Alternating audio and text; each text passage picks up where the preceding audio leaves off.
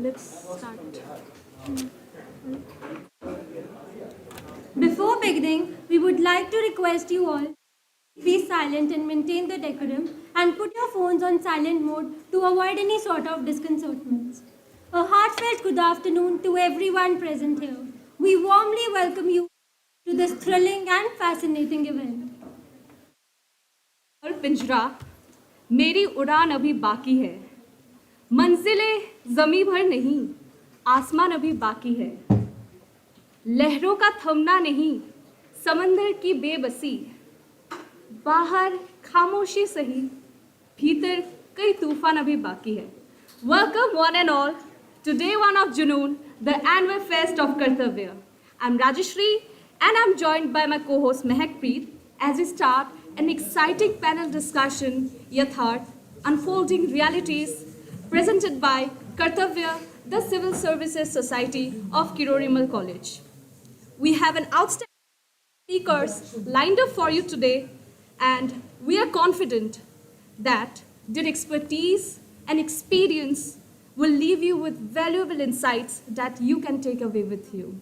So, buckle up, grab your notepads, and get ready to dive into an engaging and informative discussion. Let's make this day one to remember. I'd like to invite our Honorable Principal, Professor Dinesh Khattar, to felicitate our guests with planters.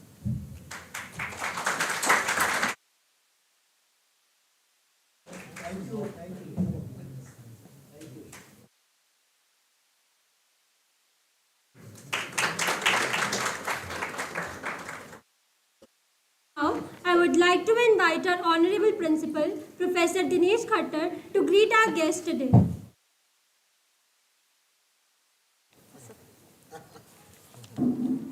Very good afternoon, everyone. I must compliment Vikram for celebrating first time. I think we are having this festival of Kartavya Society. Really, you are doing a great job this year. I always say these programs definitely help in building understanding about various topics and continue this great tradition you have started. So, on behalf of Kirori College, I welcome you, sir, both of our guests, Shri Amodh K. Kanth and Mr. Virendra Gupta. Sir, thank you very much for giving us time from your busy schedule, and I'm sure we all are going to gain a lot by your enlightening talk and interaction with the students.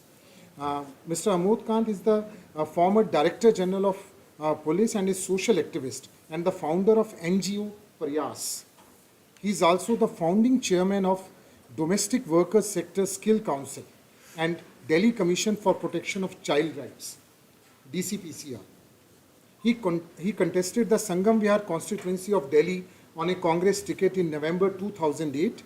He has also been honored by Sandeep Marwaha sir with the life membership of International Film and Television Club of Asian Academy of Film and Television at Noida Film City. And Mr. Virendra Gupta is Ambassador Virendra Gupta retired as a diplomat in 2016 after completing 37 years with Indian Foreign Service. He served as India's High Commissioner in Tanzania, Trinidad and Tobago, and finally South Africa. He also served as Deputy Director General of India's largest security studies think tank, the Institute for Defence Studies and Analysis, and as a Director General of the Indian Council of Cultural Relations, ICCR. He has been regularly writing on topics, issues in various prestigious newspapers and magazines. So I welcome you, both of you, sir, for this time. Thank you.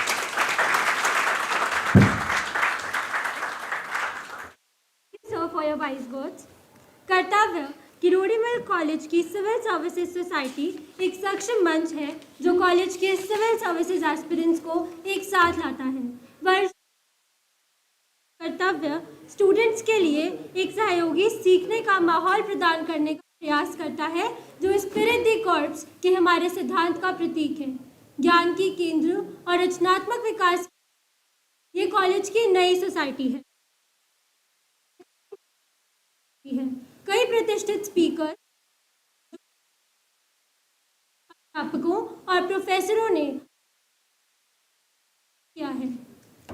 जुनून कर्तव्य का एक वार्षिक उत्सव है जहां हम देश के नागरिकों में सुधार के लिए अथक परिश्रम करने वाले सिविल सेवकों के कई काम, समर्पण और निष्ठा का सम्मान करते हैं।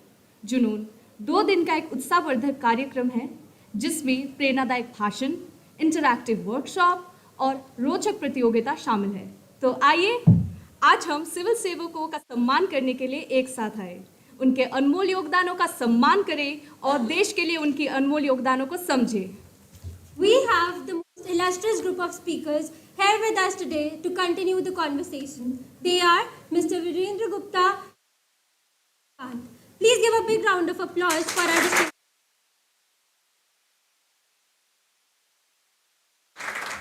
Dear audience, to make this discussion even more engaging and interactive, we will be holding a question and answer round after the end of this discussion, where you will have the opportunity to ask our esteemed panelists the questions you may have. So, sit back, relax, and pay close attention to the insightful dialogue that is about to unfold. Don't forget to jot down your queries as we'll be eagerly awaiting them at the end. So,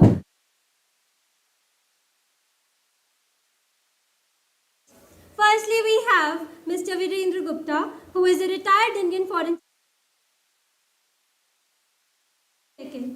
He is an accomplished diplomat and strategist.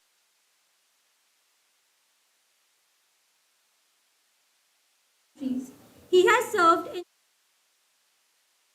diplomatic corps, including as the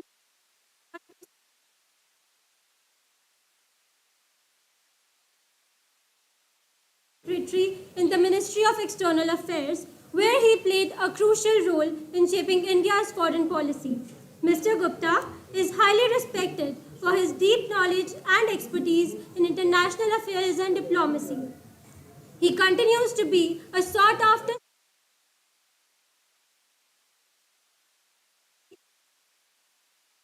Next, we have Mr. Amodh K. Kanth, a retired Indian Police Service officer who served in various key positions during his illustrious career.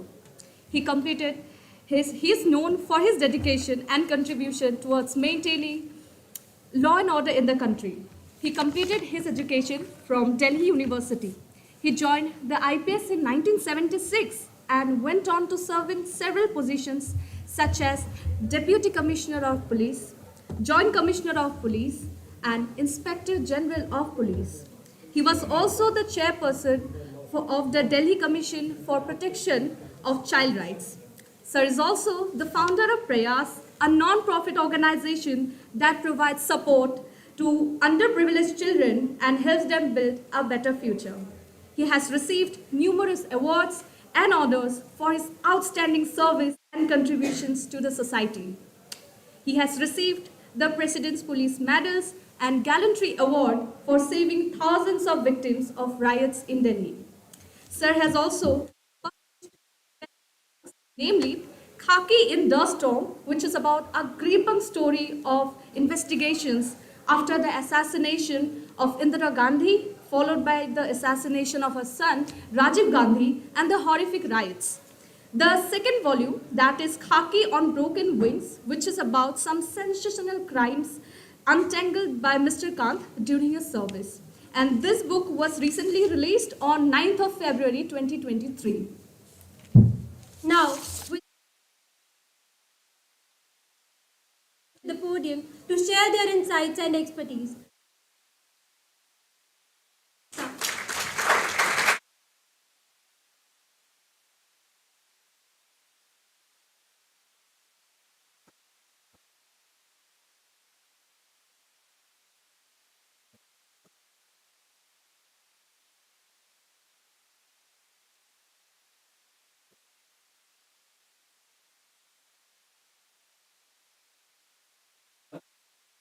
First of all, I'd like to thank the organizers of this program, the principal of the college, and all of you students for inviting me.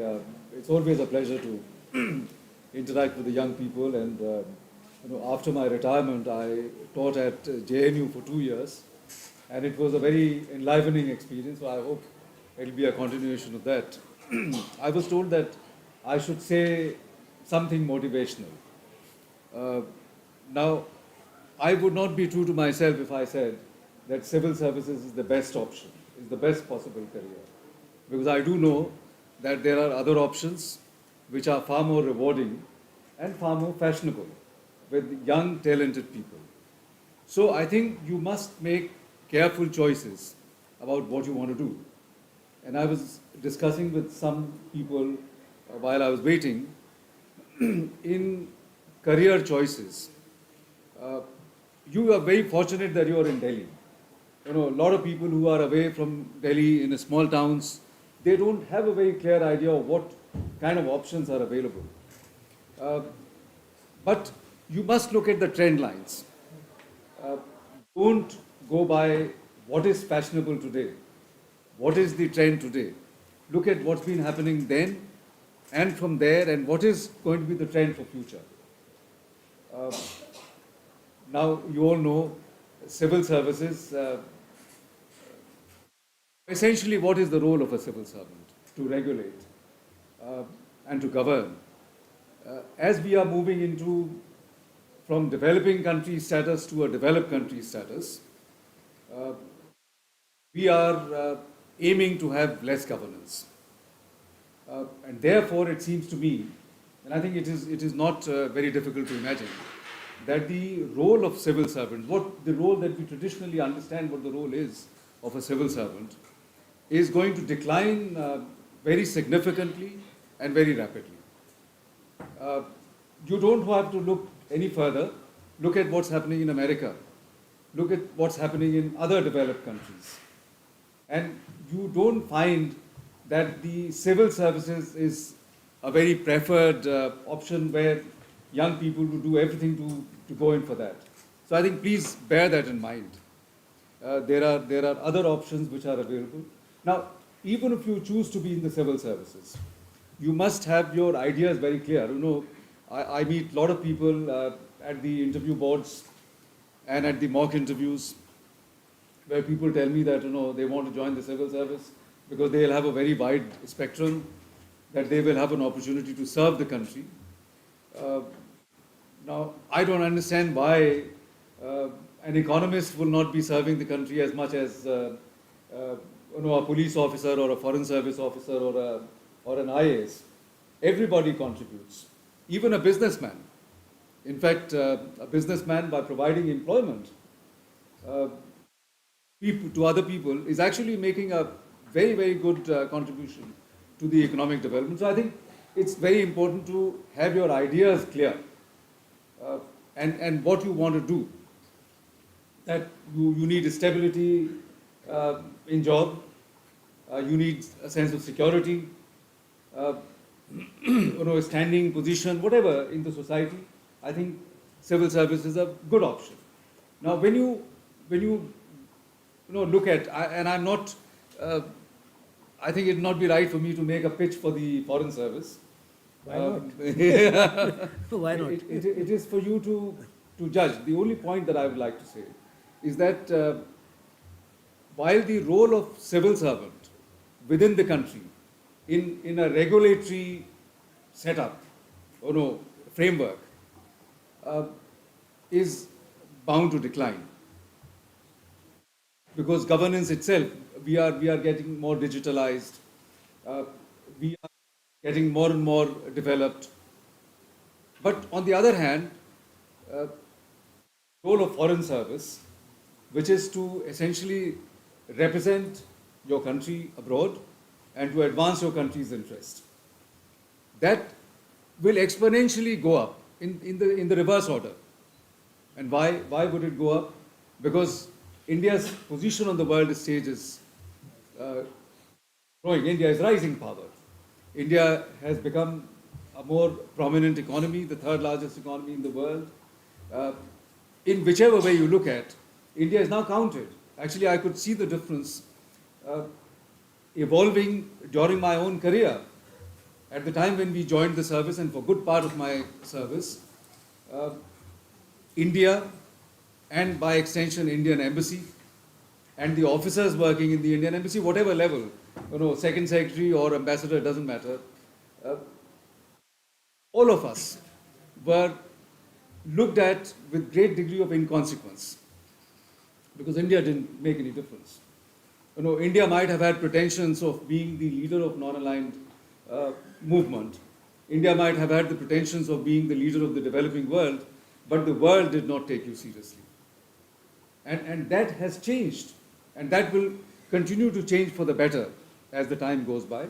So the point that I'm making is that the Foreign Service will provide you an extremely good opportunity to have, better job satisfaction. I think that is all that I wanted to, or do you want me to talk about the foreign policy? I don't think there is need to. Something about the kind of actual work you are doing in Okay, various all right. classes. Now, when we joined the service, why did I join the Foreign Service? Because the glamour of the diplomatic life, the opportunity to visit foreign countries, which of course is not a very novel thing these days. Everybody gets to travel abroad.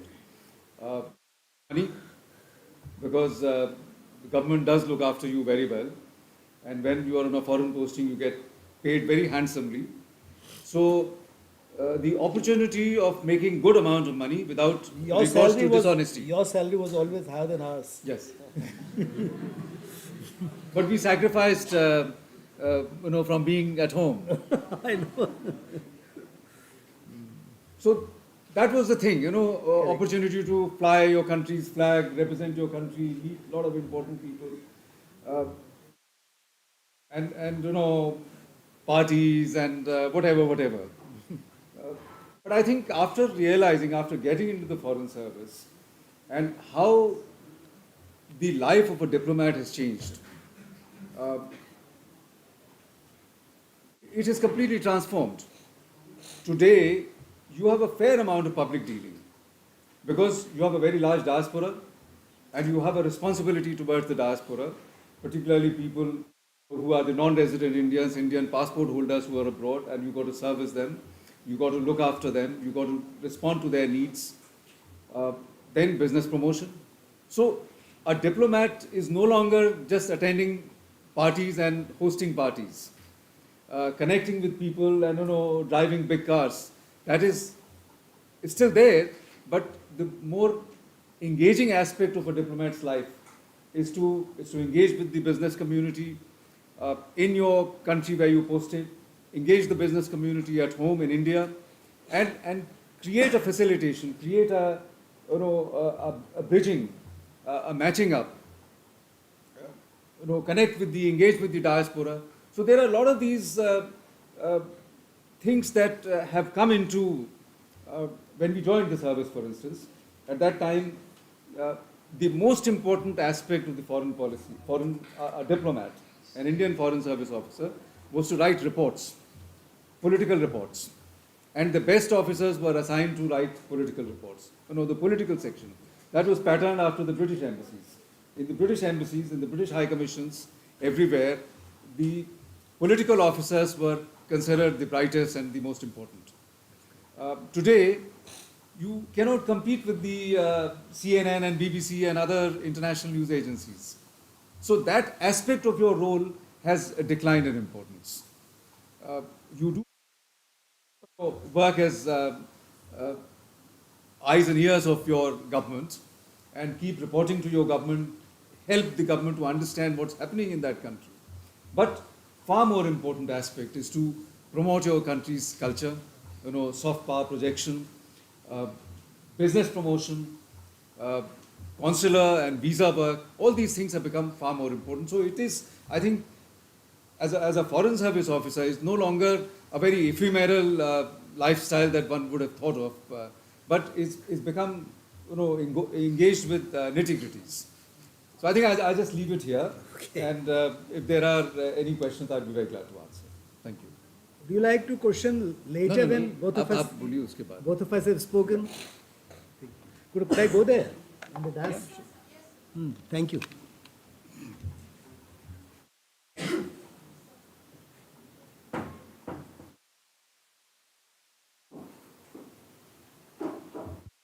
All of you? Okay, thank you.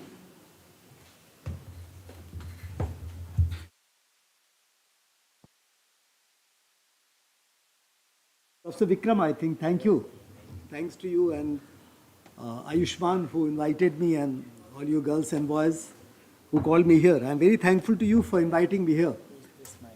Okay. Virendra ji, who is an IFS officer, happens to be my younger brother's batchmate. My younger brother happens to be in the Indian Foreign Service. He was also ambassador. He was an ambassador in China. So I know your service very well. Okay.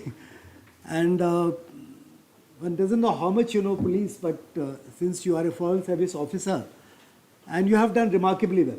I mean, as a service, I must say that today, the India's Foreign Service, or the core diplomat as we call it, they have done remarkably well. And they are able to project India better than ever before. That's my opinion.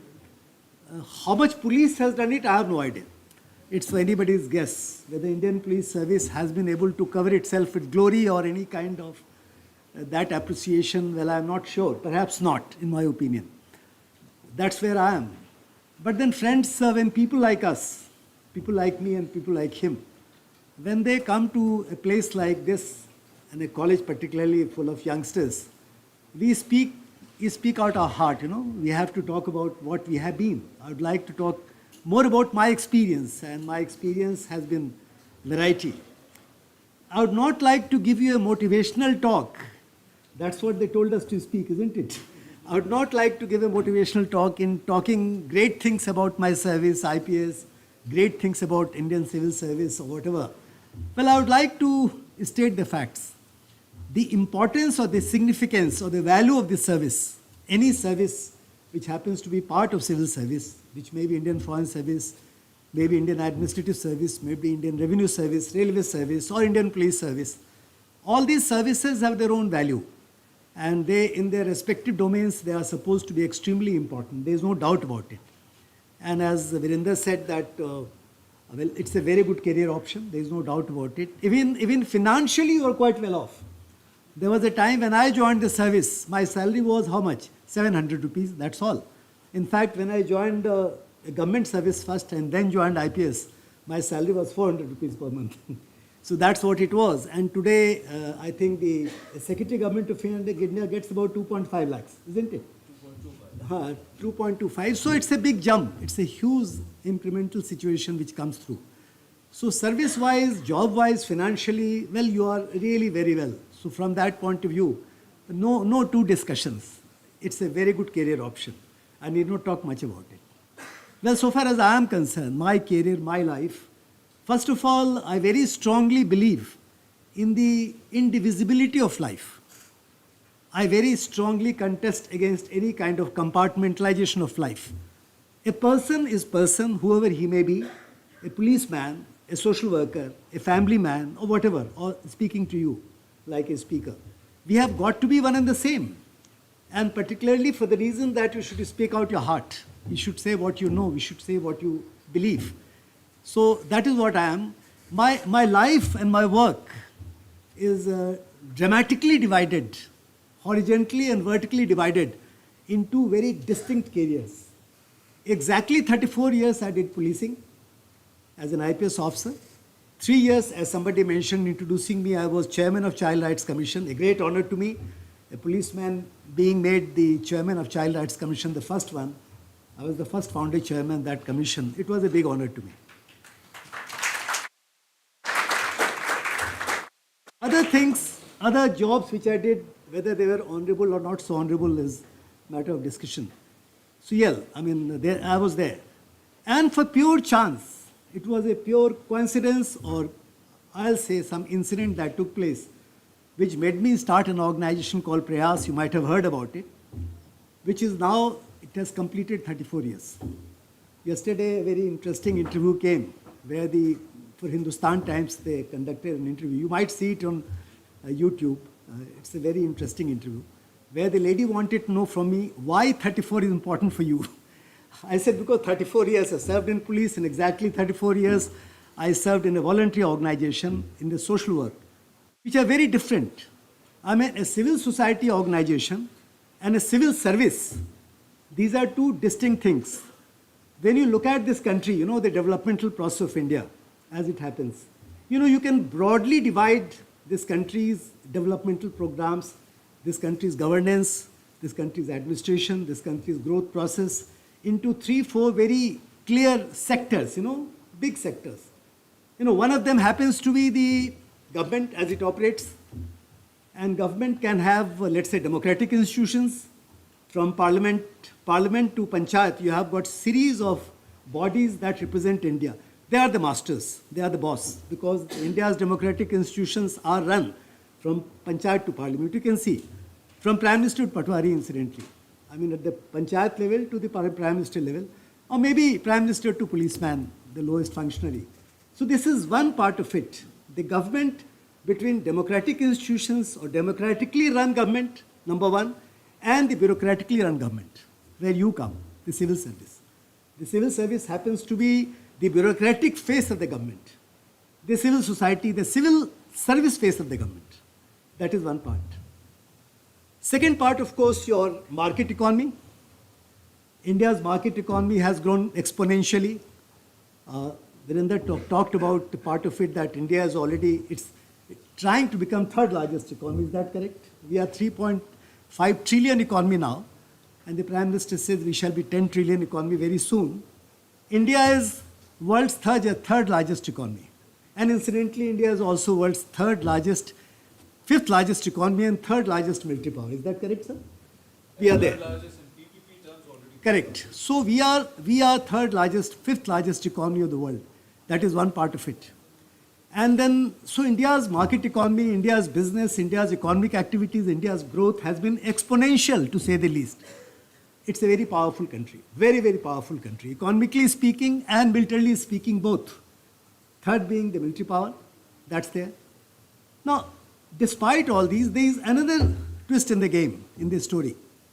This evening, you know, as a member of Prayas has got UN consultative status. So this evening I have to participate in a very interesting program of United Nations, online of course. So I was trying to understand what I am going to speak about it in that particular meeting this evening. Now, the other very important thing which any aspirant of civil service in India or anybody who aspires to do anything in this country must understand, must realize, that we happen to be 121st in the SDG rating, Sustainable Development Goals, which is the successor global map of the Millennium Development Goal. You must have heard about it. There's something called MDG 2000-2015, which has been taken over by something called SDG, 17 of them, which are the goals, and 169 happen to be targets. You know, every time the country has to be located somewhere in terms of the fulfillment of the SDGs. These 17 SDGs and these 169 targets, they are the core of any country's progress in terms of human development. And incidentally, the markers of human development and the markers of SDG are almost similar. So India happens to be almost at the same location when it talks about human development indicators. You understand that, I am sure. You must know about it. No, in the SDG, I thought it was 132nd out of 190 countries. But this yesterday when I read, I found it is 121. 121, a country which happens to be fifth largest economy, a country which happens to be third largest military power, has no business to be 121 in terms of human development indicators and sustainable development goals. Am I clear to you? Isn't it a great contradiction? Isn't it something shameful, I am sorry to say? It is there. It's there. And mind you, friends, I worked as a police officer 34 years. 3 years I'll add to government, chairman of Child Rights Commission. And 34 years I started and ran Prayas, this organization, and various other organizations which I am serving today. Now, these are two different things altogether. When you talk about social sectors, you are talking about health, education, poverty alleviation, environment. These are the areas. When you talk about social sector in terms of targeted populations, you are talking about children, women, disabled, elderly, socially deviants, and those kind of people. These are the kinds of people, these are the kinds of segments of population which actually define health of a country. India's health is not decided by being fifth largest economy. India's health is decidedly not decided by calling it third largest military power. India's real health is decided by our SDGs and our SDI. Am I clear about it? So that is the contradiction. And that contradiction, fortunately, thanks to my double role in my life, that is the role of a policeman, the role of a social worker, whatever I did, I have seen it very closely. I started Prayas in 1988. It was a pure chance. Like any other accident or a crisis or a disaster or a chance, Prayas started. I happened to be among the most difficult assignments in the entire career. I was Deputy Commissioner of Police Crimes of Delhi for long 5 years. The first book which I wrote about 1980s. 1980s being India's most violent decade. You know, terrorism was at its peak. Indira Gandhi was killed. Prior to that, there was a huge development leading to Operation Blue Star and killing of Indira Gandhi. And I was that time Deputy Commissioner of Police of Central part of Delhi. It resulted in transistor bomb blast cases, nearly 85 bombs blasted in 5 states of India. I worked out that case. We had about 85 people lost in a day. They were killed. Lalit Makan, a brilliant member of parliament, was killed. Arjun Das, a very close family friend of Rajiv Gandhi, Sanjay Gandhi, was killed. General A.S. Vaidya, who led Operation Blue Star, was killed. And finally, Rajiv Gandhi was also killed in 1991. I investigated these cases. My first book is the story of these cases. Now that is one part of it. And this is, of course, was the kind of work that I was trying to do. And that story gave me, these kind of investigation. Incidentally, since I am talking on that, I would like to tell that during this period, while I was in thick of things, in the most violent decade of my career also, doing these kind of activities, I happened to, there is a very small thing which happened. A lot of these children, about 50, 60 of them, who were found on the streets of Delhi, had no place to go. And then they happened to be homeless, destitute. Some of them could be juveniles also. So in my assignment, I was supposed to look after them. You understand, as a policeman. I thought it wasn't possible for me to look after them as a policeman. So we initiated an organization called Prayas in 1988. Very small start to give a space to these children, give them some training, give them some space, give them shelter and all that stuff, which has grown into a fairly big organization today, 35 years later. Prayas has nearly 798 full-time workers, as I told you. Prayas runs about 6 other voluntary organizations, other legal entities in which we are running about skill development programs for nearly, how many? Nearly 20,000 youth at any point of time. We feed about 10,000 people every day, the organization. We are running about 15 homes for homeless of Delhi on Jamuna, Pushta and all. So that's what we are there. We are the ones who started National Child Helpline. Have you heard of 1098? 1098 Child Helpline, that was started by Prayas. We are the ones who started the Rape Crisis Intervention Center, which after Nirbhaya's case has become one of the main projects of the government of India for the women who are being sexually abused. Rape Crisis Intervention Center. 700 districts, we have got those centers now. So Prayas as an organization has grown far and wide. 11 states of India, starting from Arunachal Pradesh down to Andaman Nicobar Islands, starting from Kashmir, where we are running several projects, down to Gujarat, we have got our centers. So this is typically a voluntary organization. This is typically something which is working in the area of social sectors, as I mentioned to you. So these are two different worlds altogether. My work as a policeman, a law enforcement officer, and my work as a social worker through Prayas and allied organizations are not exactly compatible. it has been a task to make them compatible. Whether India's civil service and whether India's civil society organizations have to work in harmony, whether this country deserves a better civil service, better administrators, a more compatible, a more friendly, a more harmonious situation where civil society is there engaged with the civil services, it's a matter of thought. It is not. Decidedly not. Let me clarify. I shouldn't be only giving you good stories. That's not my purpose of being here. I'll tell you the realities also. Jawaharlal Nehru, when he could not disband, and those great people like Nehru, Ambedkar and Patel, they could not disband India's civil service or law enforcement system. I'll talk about it briefly. Pandit Nehru said, ICS is neither Indian nor civil nor service. You heard about it. Pandit Nehru said it. ICS, which was the predecessor of IAS, he said that it is neither Indian nor civil nor service. That holds true about IAS also, let me clarify. About IPS also. About all these services. But why it is so? In fact, just now, some time back, I was sitting in your principal's chamber.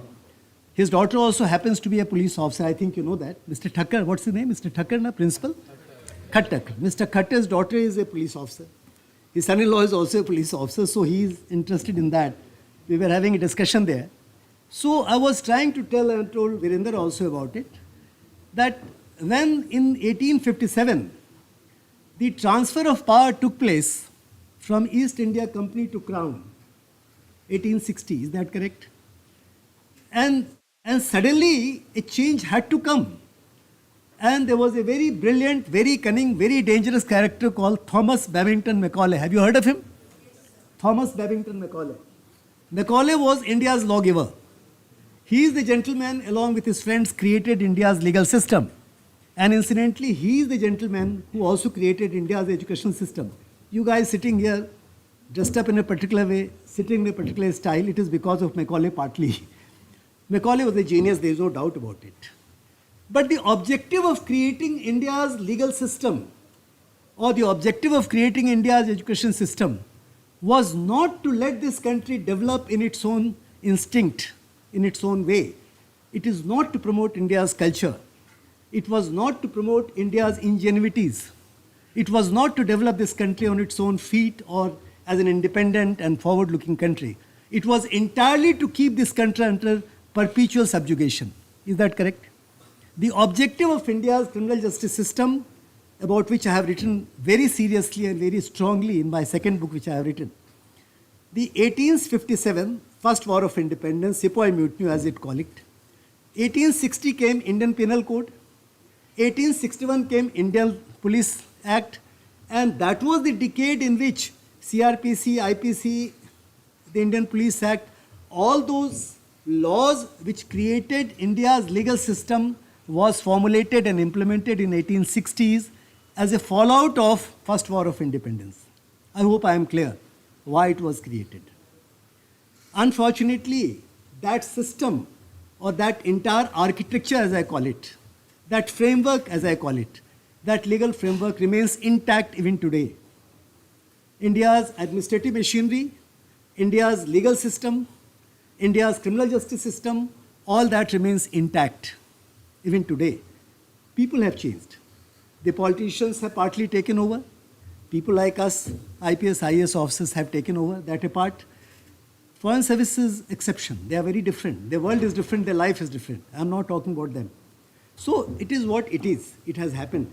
So the issue is that India has done remarkably well in many ways. And sure enough, if today we are such a powerful country, strong country, prosperous country in many ways, it's primarily, majorly because of this infrastructure that we created, that Macaulay created or whoever created. But if we have not been able to look after, truly look after India's poor and marginalized, India's deprived, India's sizable part of population, it is primarily for the reason that we have not been able to make those changes. The three broad sectors of governance, let's say democratic institutions and bureaucracy, market economy and business, economic activities, and the social sector or voluntary sector, the last one. India has got 3.2 million voluntary organizations. Have you heard of it?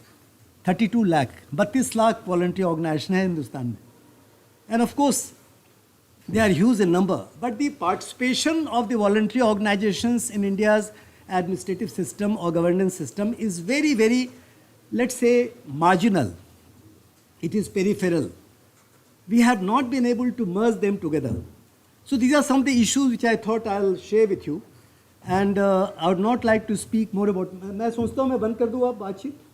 It's enough. I'll just talk to you for 1 or 2 minutes more, couple of minutes more. So this is the kind of frame, this is the kind of situation in which India's civil services have to operate. It's a very difficult task. And then if you ask me, people like me, that whether there is political pressure, you might ask questions about it, or whether you find the life very easy or difficult. Well, I think it's very difficult to say anything about it. You have to follow your conscience, you have to follow rule of law, you have to follow certain kind of traditions. And of course, you have to think about the last man. If Mahatma Gandhi is followed, perhaps you will be on the right path, the person who deserves. You know, somehow I have felt that you are absolutely correct, Virendra, that a government should be the best which governs the least.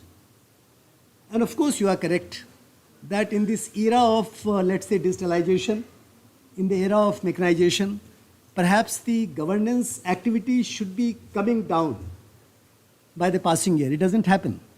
The government is become more and more invasive in many ways. Look around yourself in all aspects of life. Government is not reducing by any standard. Government is increasing its activities. But whether government is truly able to give those kind of services which help the poor and marginalized and those people whom I mentioned, women, children, disabled, elderly, and other kind of people, whether government is able to help them, support them, that's a question to be asked. But then government's role shall remain very, very important. I, for one, let me clarify, I was a lecturer. When I did my master, since I was a very bad examiner, in graduation I left one paper, got 0. So I didn't know what to do. In masters also, मेरे भाई से पूछ रहे वीरेंद्र बताएगा कहानी मेरी. He'll tell you. In masters also, I left one paper in MA, so I got a second class. Then I became a lecturer, and some of my very bright friends from Delhi University, whom I knew, in those days in 1970s, early 70s, some of the most brilliant students of Delhi University had gone underground. And one of them, I could name him, was a fellow called Arvind Nayan Das. You haven't heard of him. He was a product of St. Stephen's, topper of Delhi University in history. He went underground in Purnia and remained there for 2 years, while he surfaced and came to Jamshedpur, where I was teaching as a lecturer. So both of us were doing the same thing. I started a small college for tribals. That was my first work I did after teaching for 1 year in a cooperative college called Cooperative College in Jamshedpur. And there I met Arvind again because he had surfaced from there. So when I qualified into services, my SSP told me, he called me, it's a matter of honor that you have qualified, but your company is no good. You are in the company of those people who have recently come out from the underground. So that's what it was.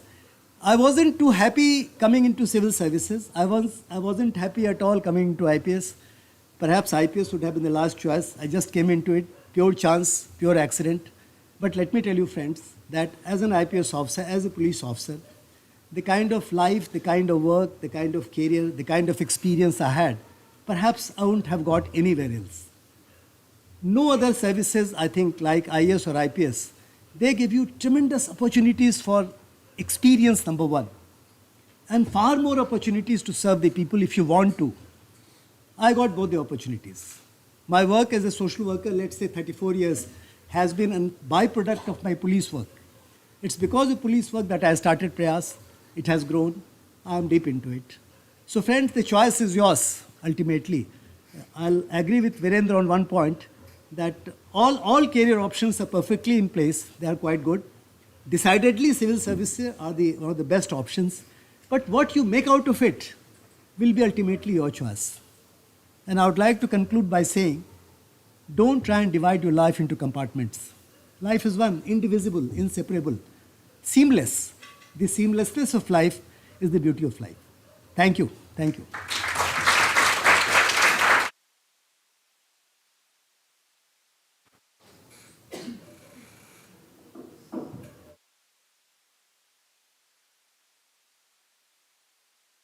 express my gratitude to our esteemed guests for their insightful remarks. I can speak for everyone in attendance when I say that we all took away a lot of excellent experience and now have a better understanding about the services. The stage is now available for everyone to ask any questions or queries you may have in the current discussion. Please raise your hand.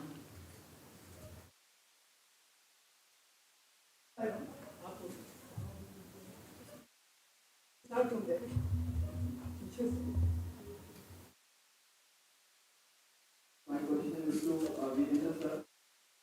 Mentioned that role of foreign services is going to increase, and I was also listening to some experts. Currently, we have around 2,700, and we need at least 20,000 diplomats right now. But they also said that biggest roadblock IFS officers themselves, because they don't want more people to come in because their power will get diluted. So how far is it true? And if true, then like how to resolve it? And I've got another question that like do we need for different reasons, like different region of the world? Because currently somebody is serving in West and then suddenly and then to South Asia, which is a difficult thing. And also we need specialized diplomats for different works, like cultural diplomat or for business purposes.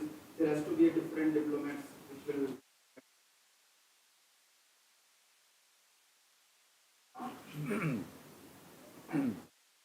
देखिए, you could do with larger corpus in the foreign service. It is true that as compared to other countries, the number of people that we have in the diplomatic corps in India is very little. And you have to perform a complexity of functions. So you should probably need more people. And periodically, this injection has been made. In fact, I remember when I think somewhere around 2010, about 300, 400 people, more jobs were created. Obviously, foreign service could not provide that many numbers at a short notice. So there was provision for a lateral entry. I mean, in the foreign ministry. okay. Now, in any case, that is for the government to decide. It is not going to happen because it also affects the cadre planning. If they're taking in about 15 people or 20 people every year, it's not going to happen that tomorrow they will increase the number to 40 or 50, because that will seriously impact on the cadre planning. So I think it has to be done in a graduated fashion, increase the intake in the foreign service, plus allow lateral entry. After all, people who join the foreign service are not all of them have not undertaken the political science or international relations background. I was a physics student. But what makes you an expert, like what makes somebody working in police an expert in law and order, because 35 years you've done exactly the same thing. Different aspects of ensuring internal security, law and order, whatever way you define, which is not the case with some other services, IAS for instance. So therefore, it seems to me always, it is not actually relevant to your question, but that IAS has become very anachronistic. It doesn't gel with, you don't have that kind of institution anywhere else. And as my elder brother said, Macaulay, now Macaulay cannot be faulted. He was only doing his job. He was a colonialist. Correct, obviously. And his mandate was, if you look at the judicial system, criminal justice system, or education policy, everything was designed to secure the benefit of the empire. So typically in a district, you will have engineering department, which will have all Indians, natives, and on top of all that, you will have one Britisher, a young fellow, with, 27 years old, 28 years old, and he'll come and lord over the work of everybody else. And that system probably was required at that time because the interests of the colonial power had to be secured.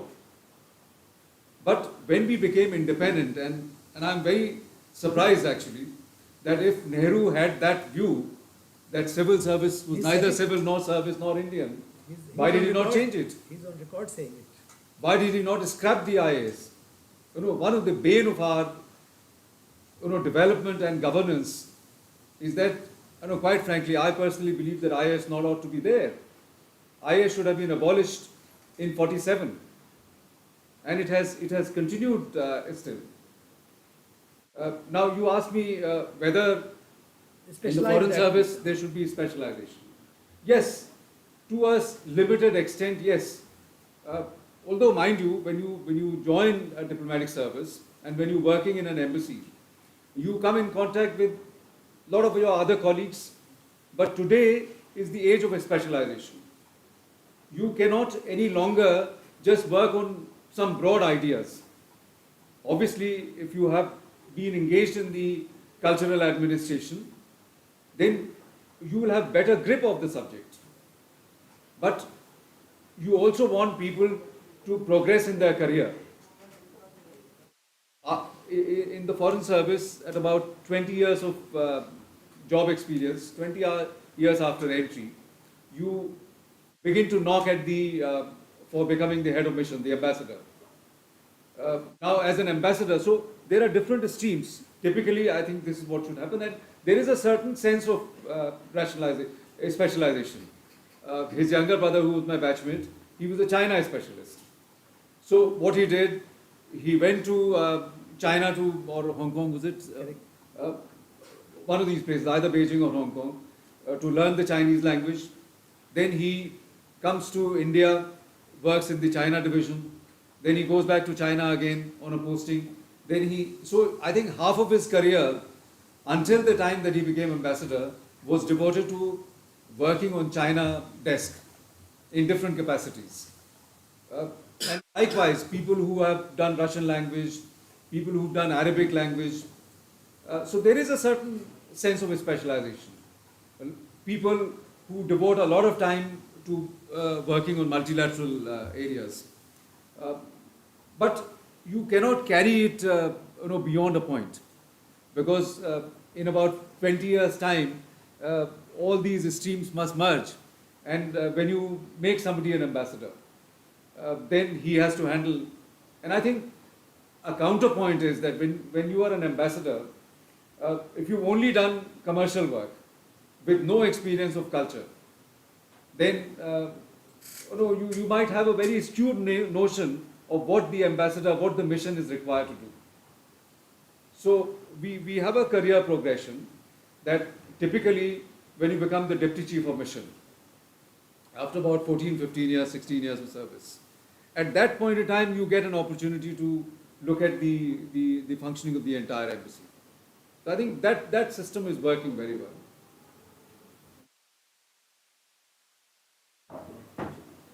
Bolo, please.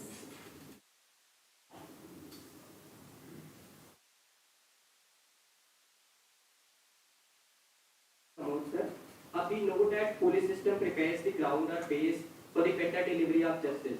So what challenges one has to face during police service job, including the political pressure, and what qualities one need to develop in order to deal with those challenges?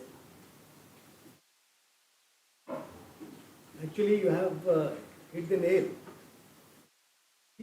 India, sir, he spoke pages which should have been publicized. Recently, he said, Chandichud, he said that India's laws don't lead to justice. Have you heard of it? It is here. He said it. He said it. I am surprised that he had the courage to say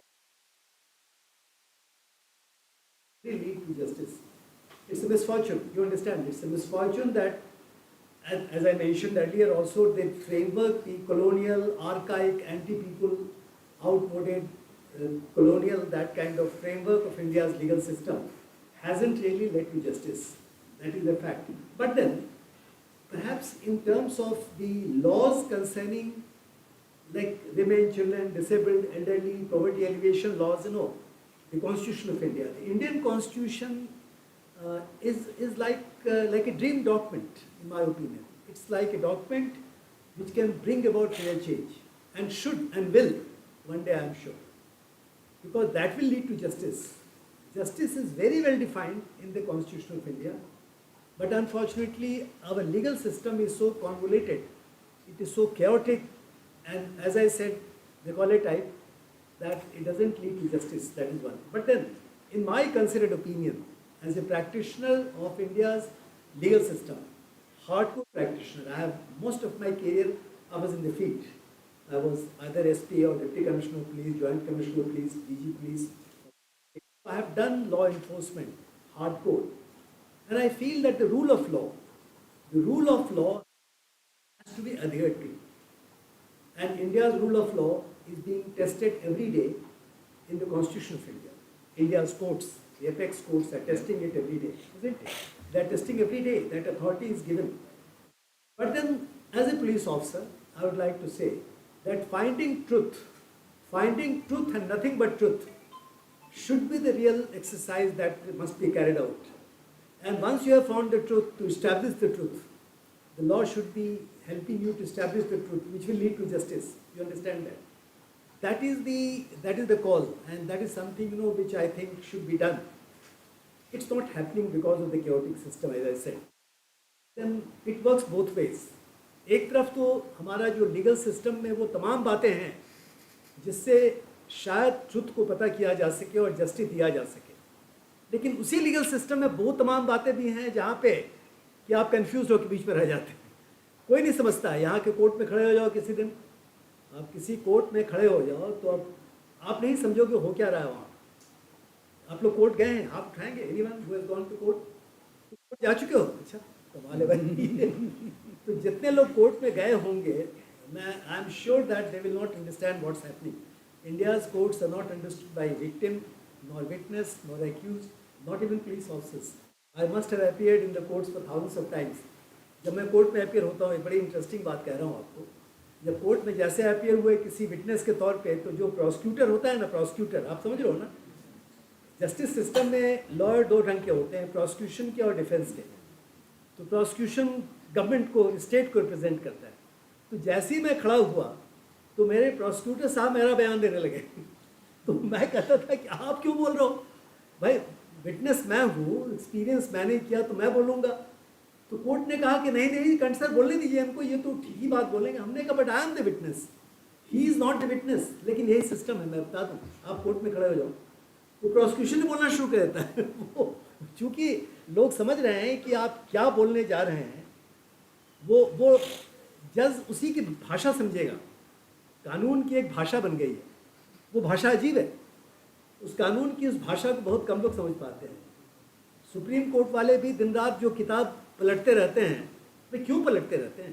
they should not be referring to law books every 10 minutes, because the path of law and justice, path of law enforcement, the path of justice should be very clear and simple. It is not. आप समझ गए मेरी बात? तो justice जो है हिंदुस्तान में लोगों को बहुत एल्यूड करता है, वो डिफीट करता है यहाँ के सिस्टम को. That's what I can say. Thank you.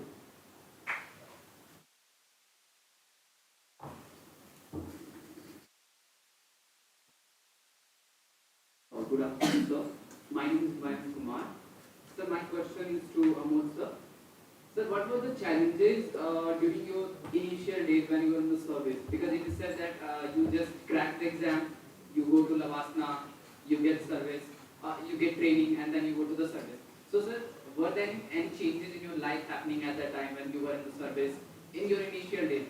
About more specifically, sir, like, did you find any situation when you weren't able to manage the crowd, or when you weren't able to persuade people on your point? Amodh, sir.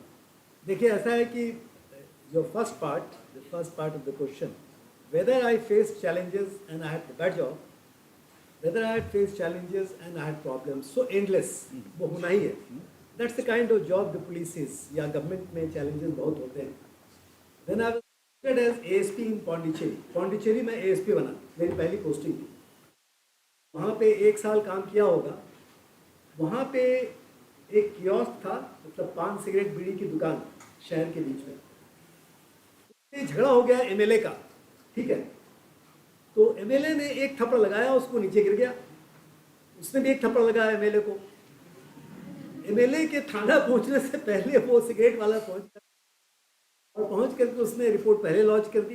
और थप्पड़ में MLA ने पहले मारा था. मैं young ASP था, अभी ज्वाइन ही किया था service, ASP law and order. तो उसने जब कहा तो मेरे थानेदार ने पूछा कि भाई सर क्या केस क्या रजिस्टर करूं, किसका. मैंने कहा जाहिर है जो पहले कंप्लेंट किया, नंबर 1. फर्स्ट इंफॉर्मेशन रिपोर्ट का मतलब होता है first in point of time. You understand that. तो फर्स्ट इंफॉर्मेशन रिपोर्ट तो उसी की होगी ना जो पहले पहुंचा और जिसको चोट लगी, जिसको पहले MLA ने मारा. हो गया, केस रजिस्टर हो गया. चीफ मिनिस्टर का फ़ोन आया मेरे पास. मेरे IG साहब भी बड़े तगड़े आदमी थे, उन्होंने हमको सामने खड़ा किया हुआ था मारपीट करने के लिए. तो वो कहीं दिल्ली भाग के आ गए थे. SSP काफ़ी डरपोक थे. तो चीफ मिनिस्टर ने फ़ोन किया और कहा कि भाई आपने you have, because he was South Indian and spoke in English, so I am also talking English. He said कि mister Kanth know what you have done. I said what. कहा कि he is the MLA on which my government is hanging. If he leaves me my government falls. You understand. Equal था दोनों तरफ. वो MLA ने कहा अब मैं गया तो सरकार गई. आप समझ रहे हो, and I was young officer.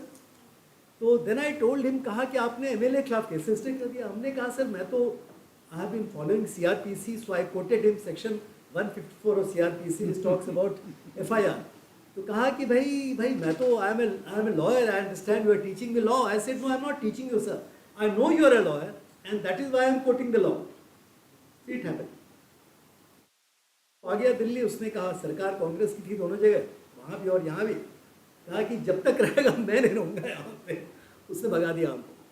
मैं भाग गया. लेकिन उस समय एक बात हुई, उसका जो the other side. 26 January I was leading the parade and after the parade I was supposed to go back to Delhi or wherever I was transferred. वो हमको अलग लेके गया. उसने कहा कि वैसे तो तुम्हारा मैं ट्रांसफ़र करा रहा हूँ because problem for me, but I admire people like you also. So he admired the chief minister. And incidentally, I worked in Goa. I was thrown away. I worked in Arunachal Pradesh. I carried out police reforms. I was thrown away. So 3 chief ministers, 3 other locations I was thrown away. I don't mind. I am quite comfortable. क्योंकि सवाल ये होता है कि जो आपके मालिक हैं, डेमोक्रेटिक मास्टर्स हैं, उनका ये राइट है. लेकिन as a law enforcement officer ये मेरी भी ड्यूटी है कि मैं लॉ को लागू करूं. आप समझ रहे हैं मेरी बात. कॉन्सिक्वेंसेस क्या होगा आप उसकी चिंता ना करें. मैं 3 जगह से ट्रांसफ़र हो जाना समय से पहले या इमीडिएटली कोई बहुत अच्छी बात नहीं है, लेकिन हो गया. तो and I had a good career, I had an outstanding police record also. क्योंकि तब भी मैंने झगड़ा नहीं किया उनसे. हालांकि media was badly divided. The media supported me. In fact Goa chief minister lost his job within 2 months of my leaving that place because the entire Goa supported me, entire media supported me. लेकिन मैंने झगड़ा नहीं किया, मैं निकल पड़ा वहाँ से. The point I am trying to make कि these challenges are day to day. आप समझ रहे हो मेरी बात.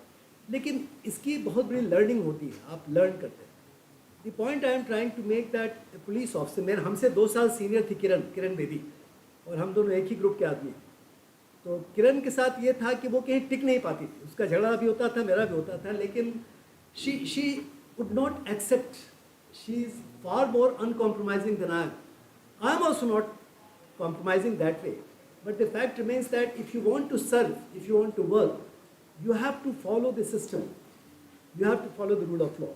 And rule of law is a very, very powerful shield. Let me clarify. It's a weapon, it's a shield also. You can use rule of law as a shield also. That is what I think. समझ रहे हैं आप मेरी बात? Thank you. Jaideep sir, my name is Priyanshu. I am from Punjab. I want to know about how your perception about India changes before joining the service and after joining the service. आप बताओगे? Perception about India changes. Like how you see India as a country now versus how you see India as a country before, like when you were young or when you used to prepare. नहीं, हमने तो शुरू में आपको बताया कि मेरे हिसाब से, मेरे मुताबिक आपके परसेप्शन में चेंज नहीं होना चाहिए, क्योंकि आप नौकरी से अलग, I mean as an ordinary person, like I was a student like you, did my law from Delhi, did my master from Patna university, तो एक परसेप्शन है, ठीक है. As a police officer, government servant, there was a perception. As a social worker, there was a perception, because I have been hardcore social worker also simultaneously. ये perceptions को अलग होने की जरूरत नहीं है, लेकिन perception बदलते हैं वो दूसरों की वजह से नहीं, अपनी वजह से. क्योंकि आप ये फैसला कर लेते हैं कि now you are someone very important, you are a big boss, and the moment you think you are a boss, the moment you think that you have an extra power, extra authority, your perceptions change. I hope I am clear. I'd just like to add. देखिए क्या है कि perception आपका क्या है उससे फर्क नहीं पड़ता, कि ये बहुत गलत धारणा है लोगों में कि सिविल सर्विस में आपको एक वो कमिटमेंट, देश सेवा, वो सब फालतू की चीज़ है. आप कोई भी काम कर रहे हो उस काम को ईमानदारी और शिद्दत से करना चाहिए. अगर मैं प्राइवेट सेक्टर में हूँ और मुझको कोई काम मिला हुआ है, वो काम मैं पूरी ईमानदारी से करूँगा. उस काम के लिए आपकी कमिटमेंट है. ये सोचना कि मैं बहुत भारत का बहुत बड़ा और भारत की सेवा करूँगा, उसमें परसेप्शन आपका, आपकी सोच और सरकार की सोच और दूसरे आदमी की सोच, सब में फ़र्क हो सकता है ना. एकदम सही कह रहे हैं आप. आपने सोचा कि मैं तो भारत को बनाऊँगा, तो जो भी आपकी एक विचारधारा है ना, ये तो लिखा नहीं होता कहीं पे कि क्या भारत की सेवा कैसे कर सकते हैं आप कैसे असली भारतीय हो सकते हैं. आपने एक स्ट्रीम में सोचना शुरू किया. सिविल सर्विस में इसकी परमिशन नहीं है. सिविल सर्विस में आपको एक काम मिलता है. ये लोगों को सोचना मैं बहुत बड़े स्टेज पे काम कर रहा हूँ, बहुत बड़ा पटल है, पूरी देश सेवा में लगा हूँ, ये सब गलत बातें हैं. देश सेवा में नहीं लगे हैं, आपको एजुकेशन पॉलिसी में लगाया गया है. तो आपका काम है कि इंडिया की एक रोल, आप एजुकेशन पॉलिसी को एग्जामिन करें, उसके बाद आप सजेस्ट करें. हमारी नौकरी में हमारा काम क्या है. अब जैसे मैं बताता हूँ, तंजानिया में मैं गया, पहला country where I was posted as ambassador. Tanzania काफ़ी इंपॉर्टेंट कंट्री है इंडिया के लिए, और इंडियंस हैं करीब 80-90 हज़ार वहाँ पे, 0.3%. बट पॉलिटिक्स में बहुत अच्छा काम कर रहे हैं, मंत्री भी हैं, बहुत सारे लोग बाग हैं. India was 5th largest trading partner of Tanzania. Ahead of us were Britain, Kenya, south Africa and China.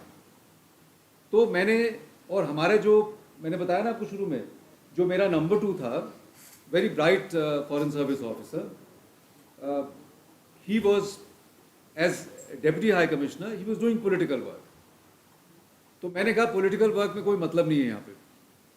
मैंने डिसाइड किया कि तंजानिया में इंडिया के लिए फ्रेंडशिप है, और इंडिया के हिसाब से तंजानिया में कोई भी आए, आप राष्ट्रपति बनो, हमें कोई फ़र्क नहीं पड़ता, क्योंकि सब लोगों में इंडिया के लिए प्यार है, और हमारा तंजानिया के लिए, तो हमको कोई खास फ़र्क नहीं पड़ा ना.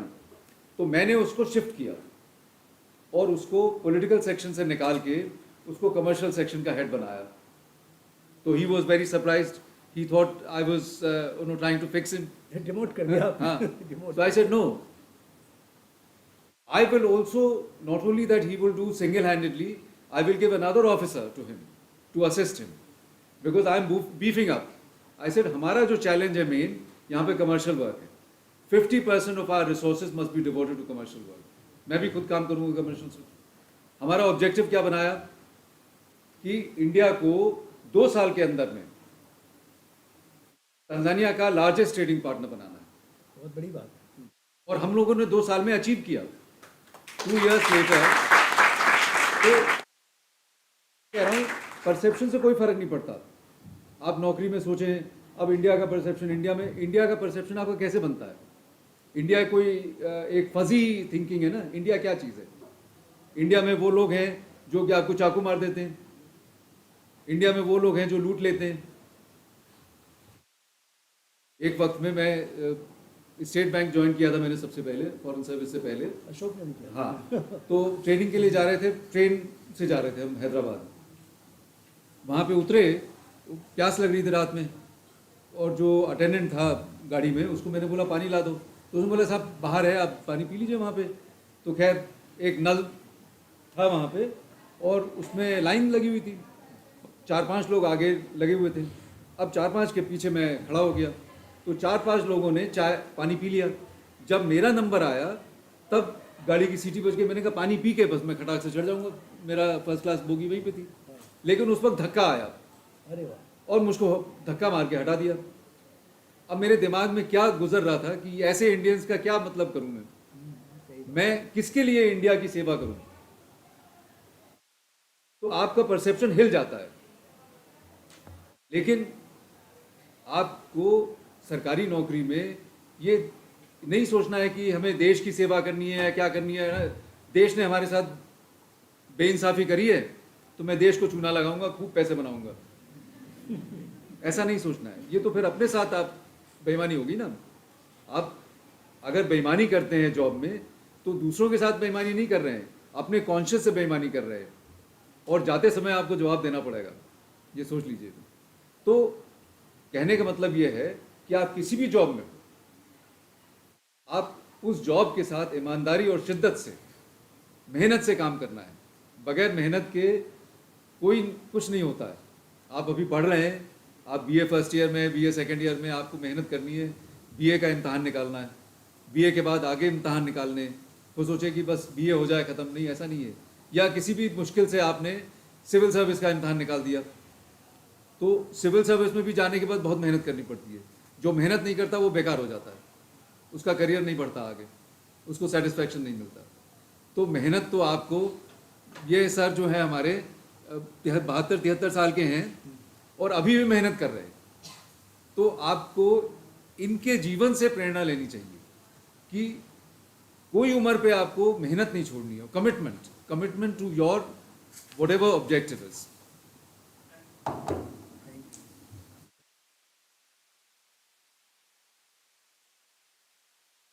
Afternoon to both of you.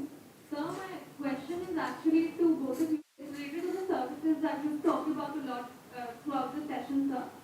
Sir, when you work in the police services, for instance, your work is mainly short term. But sir, when you talk about foreign services, the result of your efforts is seen in the longer term. So, sir, are you actually able to bring about change, or is your voice and your impact lost?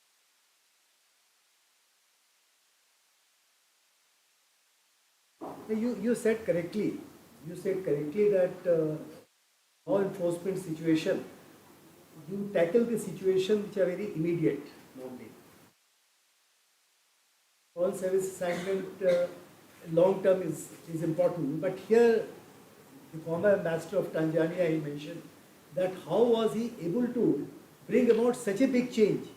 Being fifth largest trading partner makes him the first largest trading partner. It's a big change.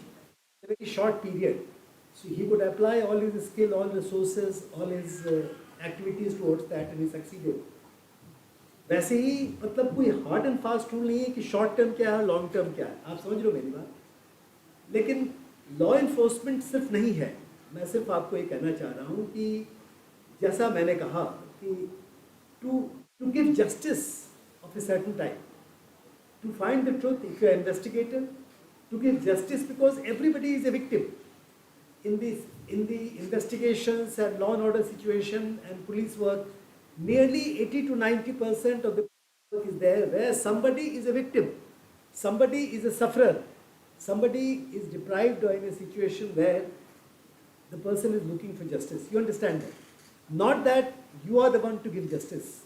Justice हो सकता है court का काम, लेकिन immediate justice आप देने की कोशिश करते हैं, और जो आप करते हैं उसका लॉन्ग टर्म इफेक्ट भी होता है। जैसे मान लीजिए क्राइम है, आपने इन्वेस्टिगेशन शुरू किया, अगर आपने इन्वेस्टिगेशन में फाउंडेशन गलत कर दिया तो केस गया। Understand, you have to make sure that an investigation, the collection of evidence and the initial inquiry and initial let's say evidence being brought on the file must be done properly so that the case succeeds in the longer run. You understand that? तो सब किसी के short term long term perspective होते हैं, इतनी बात मैं कहना चाहूँ। ठीक है, नहीं, इसमें देखिए क्या है कि ज़्यादा लॉन्ग टर्म के बारे में नहीं सोचना है। और आपको शुरुआत में तो लॉन्ग टर्म बिल्कुल मौका ही नहीं मिलता है। शुरुआत में आपको स्पेसिफिक रिस्पॉन्सिबिलिटी होती है। उस स्पेसिफिक रिस्पॉन्सिबिलिटी में you are a cog in a large wheel. So you have to concentrate only on that aspect of your work. You know, I find as an under secretary, जैसे foreign service में शुरुआत का आप under secretary हो और अब under secretary आपको agreement बनाना है, एग्रीमेंट को प्रूफ रीड भी आप ही को करना है। उसमें अगर गलतियां हो गई आप तो यू वरीड। अब हमारे यहाँ प्रॉब्लम क्या है कि आजकल के बच्चे very easy to have a broad view, but broad view की ज़रूरत नहीं है। ब्रॉड व्यू आएगा अपने वक्त में, हर चीज़ अपने वक्त में आती है। जब आप एम्बेसडर बन गए, जब आप जॉइंट सेक्रेटरी हैं, एडिशनल सेक्रेटरी, इस लेवल तक पहुंचेंगे ना 15-20 साल की नौकरी के बाद में, तब आपका एक ओवरव्यू की नौबत आती है। उसके पहले you are assigned specific responsibilities. तो अर्जुन की तरह से remain focus on that little target. अब मल्टीलैटरल वर्क में हम एक ड्राफ्टिंग चल रही है, तो कई दफ़ा हम लोग घंटे लगा लगा के वहाँ पे यूएन में, न्यूयॉर्क में, और 2-2, 3-3 घंटे बैठ के then I would come home, my wife would say but you got very late. तो क्या कर रहे थे आप? अब उनको ये बताएं कि ये कॉमा चेंज कर रहे थे। सही बात, fact. But that was the question of the hour. उससे जो है हमारा मटेरियल चेंज होता था। हमें अपनी जो है बात कहनी है, हमारा point of view should be reflected. What is my objective? Ambassador has told me कि ये इस तरह से होना चाहिए, इसमें ऐसी कोई चीज़ ना आ जाए जिससे कि इंडिया का इंटरेस्ट खराब हो। बस हमको वही इंश्योर करना है और अपनी लैंग्वेज को इस्तेमाल करना है। अपनी लैंग्वेज को वहाँ पे आप एक आपका डिप्लोमेसी को छोड़ के आप लैंग्वेज ड्राफ्टिंग में लग गए। ब्रॉड फोकस के लिए हम बहुत चिंता करते हैं। मैंने देखा यंगस्टर्स एक ब्रॉड कैनवस की बात करते हैं, तो वो ब्रॉड कैनवस अपने आप आता है, वक्त में आ जाएगा। अभी to remain focus, I think focus is extremely important. नहीं, ये एप्लीकेबल हर जगह है जो आप कह रहे हैं कि ये बहुत बड़ी दिक्कत है। अभी चूँकि आज भी हमारे साथ, चूँकि हालांकि I am in volunteer organisation, I oversee it, इतने सारे प्रोजेक्ट हैं, 50 प्रोजेक्ट होंगे और बहुत सारी चीज़ें होती है, agreement, hundreds of agreements we sign. हमको लग रहा है कि सबसे बड़ी दिक्कत ये है जो आप कह रहे हैं, सही कह रहे हैं, कि every word has a meaning and most of the people they are so much lost into the jargons of big picture that they are not able to specialise the small words. जो आपके details है ना, वो बहुत important होता है।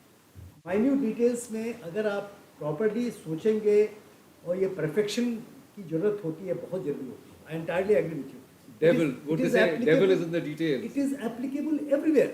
It's applicable in government, applicable in business, applicable in, let's say, civil society organization. हर जगह applicable. You are absolutely correct, sir. Thank you. आपको कुछ कहना था ना, लेडी हियर, बताओ।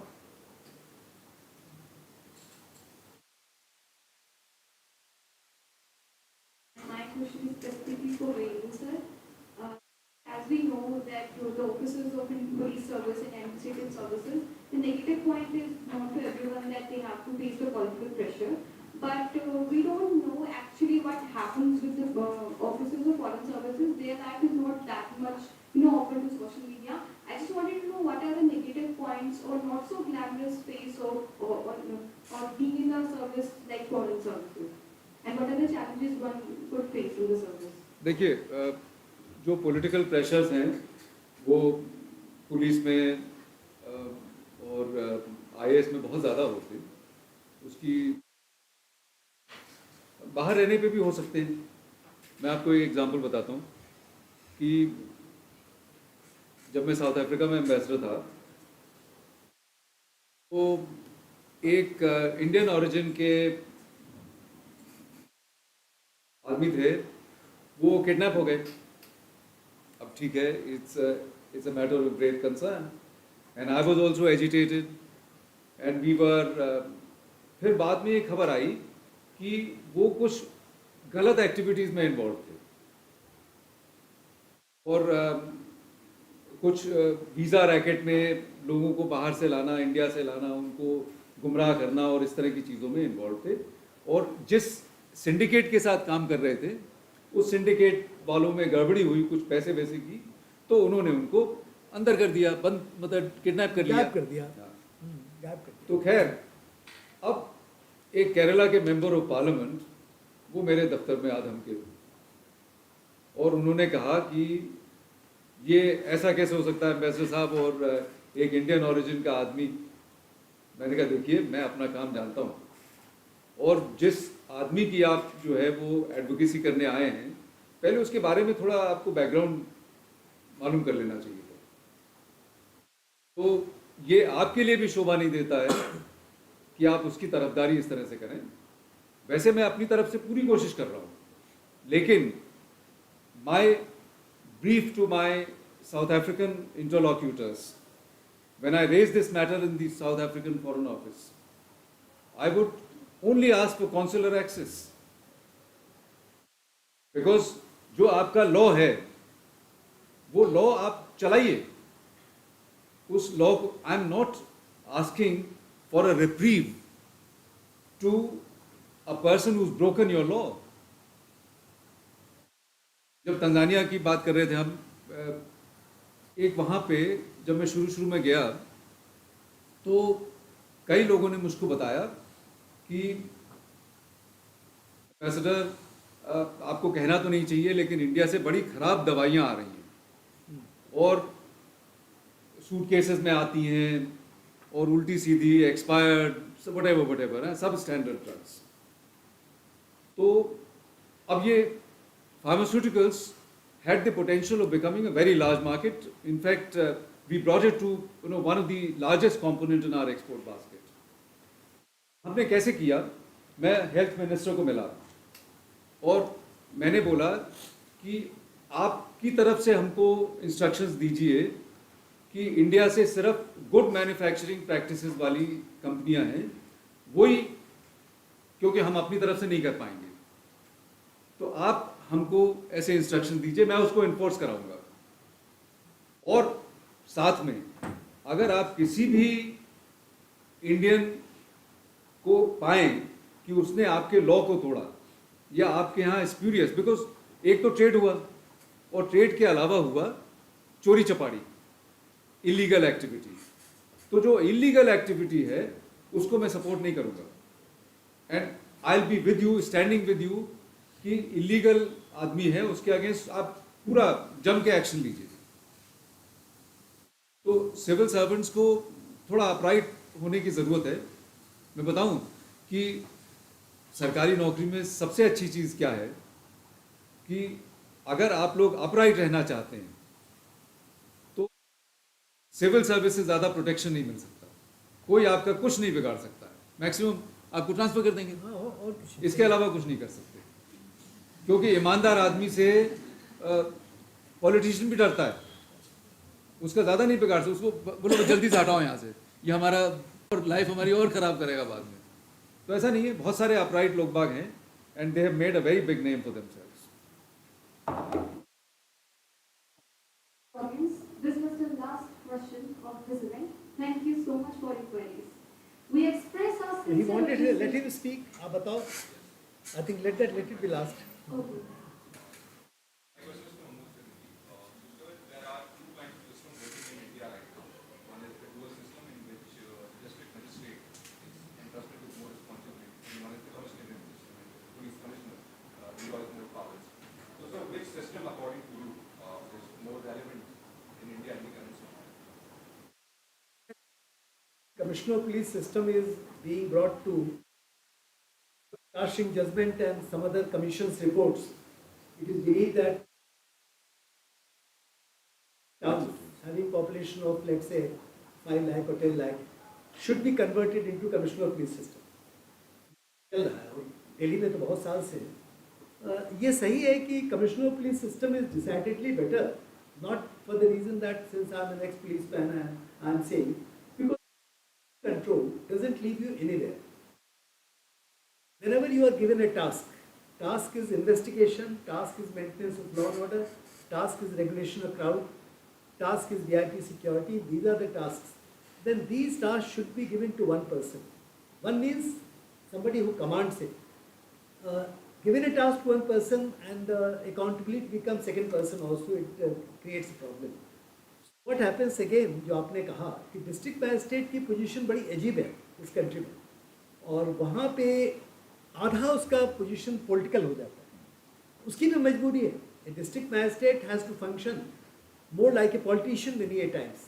Whereas in law enforcement, in situations concerning police, I think the political approach is really not so good because you are always influenced by somebody. So from that point of view, decidedly as decided by the various commissions, I am quoting the police commissions and other commissions, all the cities having population of 5 lakh should be converted into commissioner of police system to start with. ये होना चाहिए, हो भी रहा है, शायद हो भी जाए. ठीक? Thank you. You can conclude now. So, we have last question. So,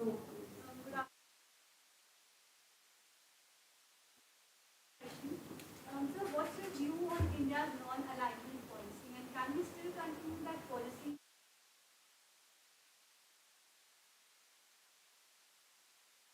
Or you might not align with the country. Can we follow our country's policy and need to decide our own views, or do we just need to present our own views and integrate? Kind of. नहीं, आपका कोई view नहीं होता.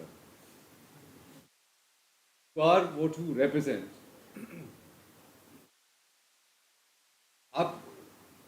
Your persona is that of representing your country. आपका view कुछ भी हो सकता है, उसका वो अहम नहीं है. That is not relevant. You represent your country, and you obviously represent your country's views. पहला सवाल, सॉरी, पहला नॉन अलाइंड, नॉन अलाइंड सही है गलत है क्या? तो देखिए, क्या होना चाहिए? नॉन अलाइंड क्या है? That you remain non aligned. There were two blocks.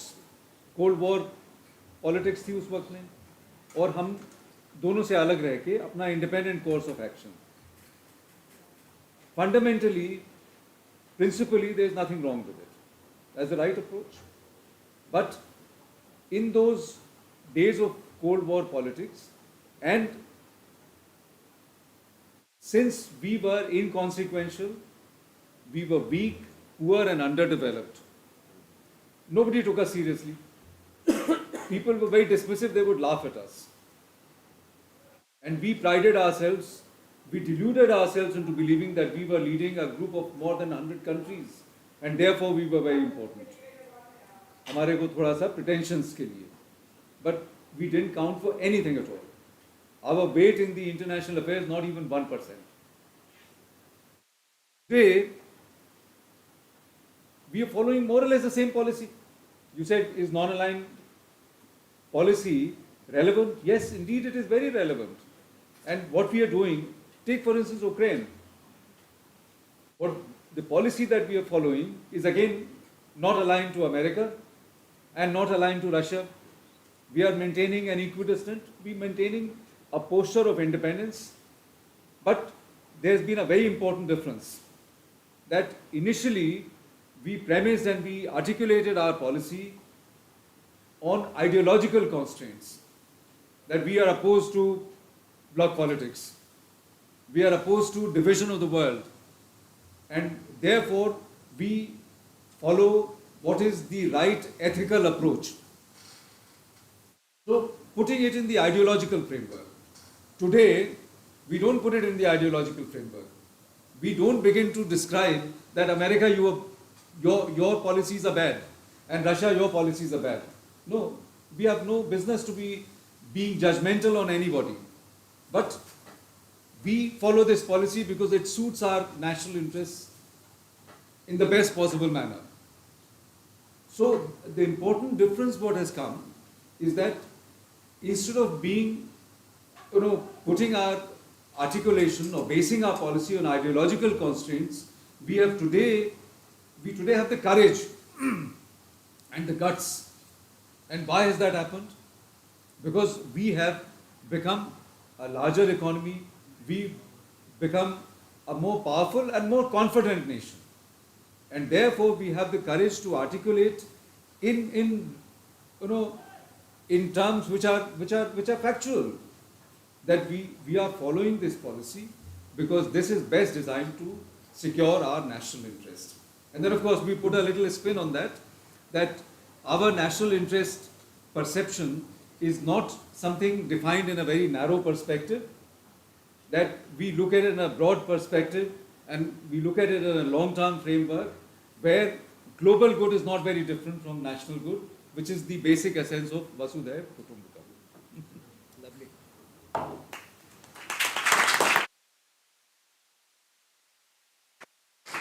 We express our appreciation to all the distinguished guests who have graced us today with their presence. The valor And presence have made this event truly remarkable. We extend our heartfelt thanks to our esteemed guests for answering our questions with patience and grace, providing invaluable insights into their experiences. Your contributions have truly been inspiring and have enriched our understanding of the subject matter. Now, I would like to invite Senior Executive Council member Krishika Jaiswal to deliver word of thanks to our honorable guests.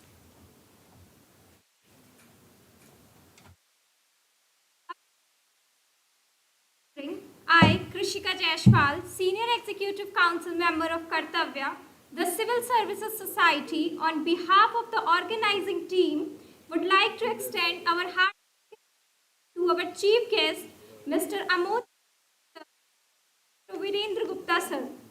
Thank you so much, sir, for this enlightening session. We for sure had huge takeaways.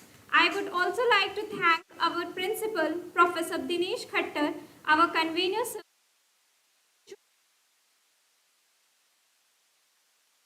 for guiding us throughout the planning and the execution of the event. A huge shout out to the organizing team of Kartavya who put in their heart to make this event a successful one. Last but not the least, a huge thanks to the audience for being such a keen listener. Thank you.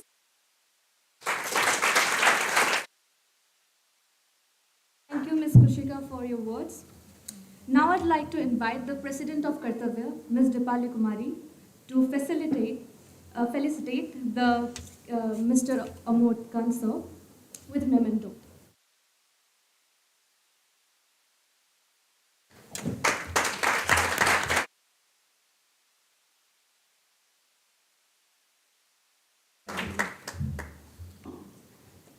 Now I'd like to invite Dr. Dushyant Shah to felicitate Mr.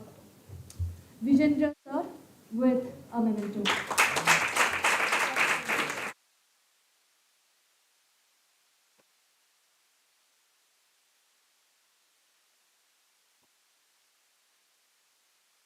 सरकार नहीं होती, हौसला बुलंद हो तो कोई दीवार नहीं होती। जलते हुए चिराग ने आंधियों से ये कहा, जलते हुए चिराग ने आंधियों से ये कहा, उजाला देने वालों की कभी हार नहीं होती। This enriching event comes to a conclusion at this point, and I want to thank you for coming and gracing it with your presence today. Kartavya will take on numerous additional occasions to motivate India. I'd like to request our guests to write their experience in Smriti and audience to please exit from the back gates. I would also request audience to please fill up the feedback form placed outside. Thank you and have a marvelous day. Dear audience, we have a